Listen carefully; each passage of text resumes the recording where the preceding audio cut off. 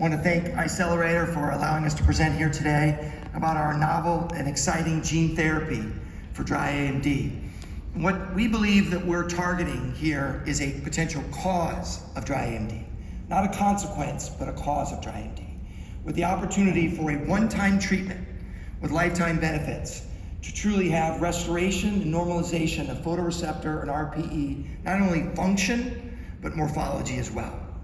And the science really starts with long chain and very long chain polyunsaturated fatty acids. If you're familiar, you know these fatty acids are critical for retinal cell function and survival.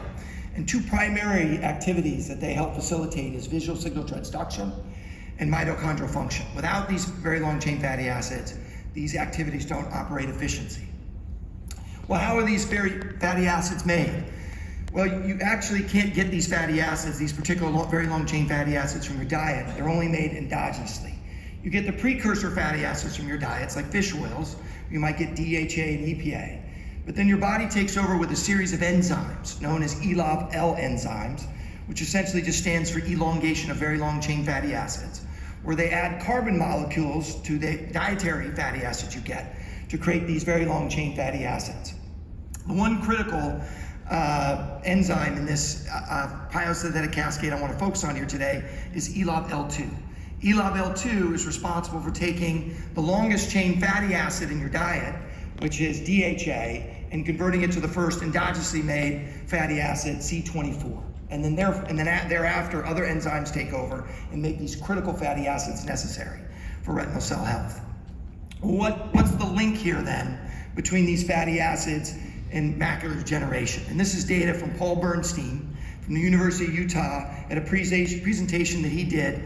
It was the plenary address at ARVO in 2021, where he took human cadaver eyes and sacrificed them and looked at the presence of these very long chain fatty acids in AMD patients.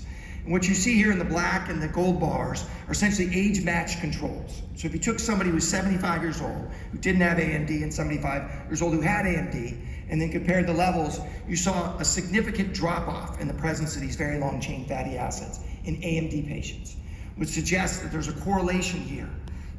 Well, where does ELOV-L2 play? Well, what's unique about ELOV-L2 and that biosynthetic of enzymes is that ELOV-L2's DNA promoter methylates based on age. So as you get older, you have a methylation of your enzyme, which means there's a downregulation in expression, which means there's a reduction, because if you recall, ELOV-L2 plays that critical role of converting C22 to C24. So if ELOV-L2 doesn't do his job, all the downstream enzymes will decrease, which is exactly what we see based on age happening in AMD. So we've done lots of science experience to help support this hypothesis. One of the things we did was a knockdown or a knockout of ELOV-2. And when you knock the ELOV-L2 out of mice, you get an AMD phenotype. You get loss of ERG, accumulation of drusen complement infiltration. In addition, there recently was published that we've got a genetic signal too. We've got a genetic signal that suggests that those with certain ELOV-L2 variants that show higher methylation rates of ELOV-2 are associated with earlier onset of intermediate AMD. So now we have genetic data that directly ties methylation of your ELOV-L2 gene to your susceptibility of having early onset of AMD. Additional preclinical proof of concept work, we did a mouse study, and why we know mouse don't have maculas, but why this was an appropriate study for us is mice have ELOV-2 just like we do. Their ELOV-2 methylates based on age just like us. They have a loss in these fatty acids just like us, and they have vision loss just like us.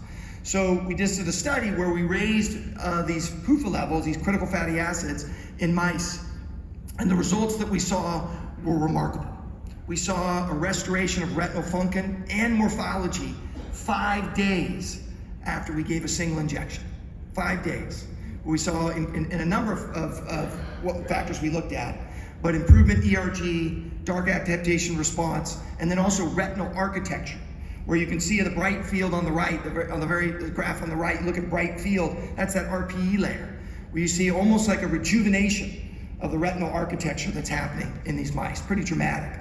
So if you believe ELOV-L2 is a potential cause for dry AMD, then ELOV-L2 gene therapy might be a solution, which is what we've done.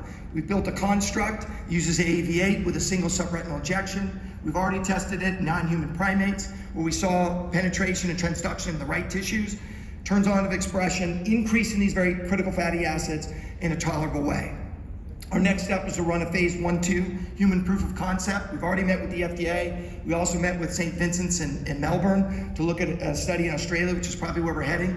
A phase 1/2 in 28 patients in GA in Australia for a proof of concept. We've got great IP that goes out the next 15 years. We've got a fantastic leadership team with experience in ophthalmology and also good looking to boot, if I have to say myself, and even better looking is our scientific advisory board, which I'm very proud of. These individuals have all come on because they believe in what we're trying to accomplish here and believe in the science. So very, very excited. Thank you guys so much for the opportunity to be here. So, thank you.